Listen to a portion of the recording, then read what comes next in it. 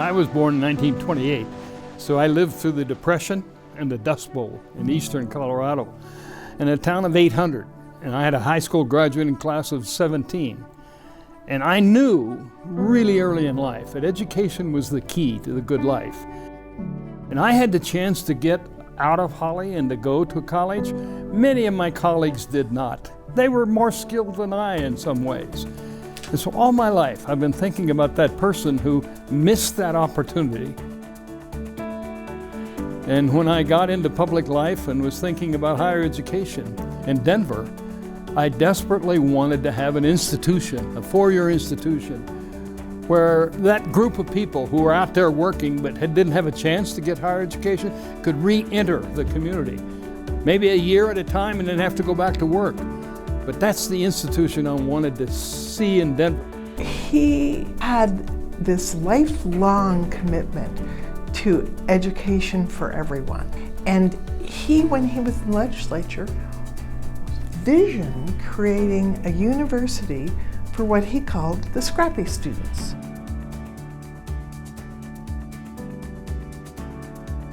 He thought about his classmates in Holly who didn't get to go to college and how different his life turned out. I mean, this is a Holly, Colorado farmer, Dust Bowl farmer, who understands the value of hard work.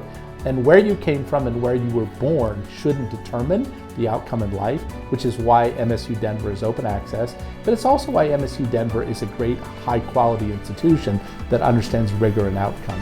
And those are the key, and that's exactly the vision that I'm sure he had as a young legislator, and that's the vision that MSU Denver has achieved. The Auraria experience was all in the future, so I didn't have that in my mind.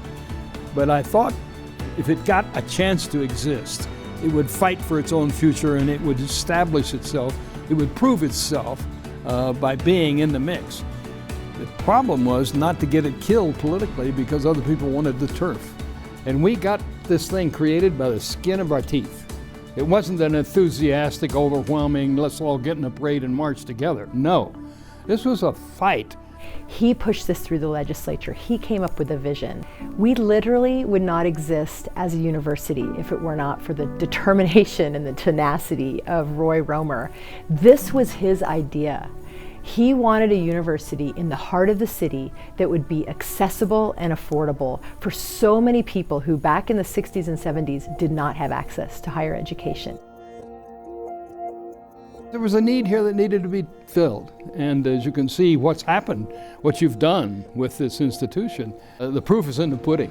Over here have a lot of our classrooms, about 80% of our classes. So we took him on a tour and he got to see it.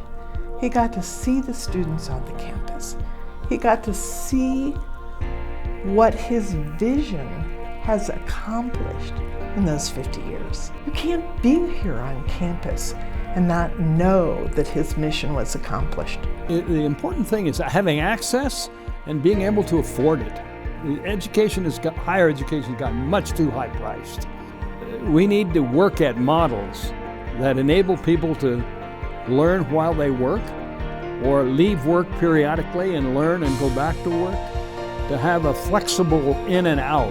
Education needs to be a lifelong thing.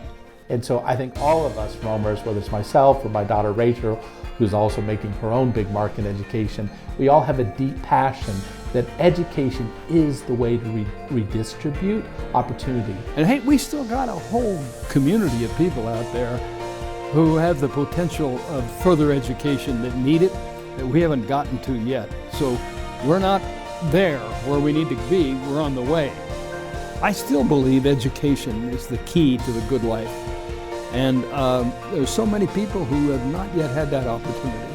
That's why I'll be working on educational opportunity for the rest of my life, both from preschool to higher education.